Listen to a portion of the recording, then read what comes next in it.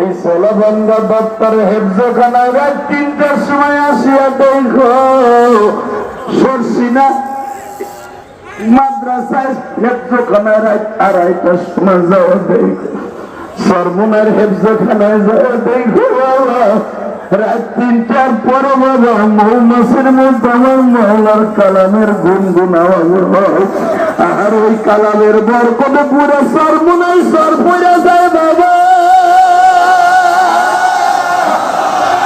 আর সালাবান্দা প্রত্যেকটা গ্রামে গ্রামে কোরআনের গুনগুন আওয়াজ বাবা সবার কবরে জান্নাতের টুকরা হয়ে গো।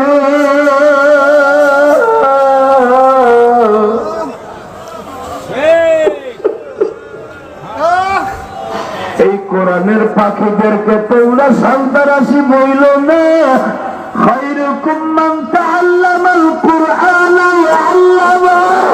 এরা হলো পৃথিবীর শ্রেষ্ঠ আল্লাহর মেহমান। আল্লাহ তাকে সবাই কাঁদবে, আলেমরা কাঁদবে।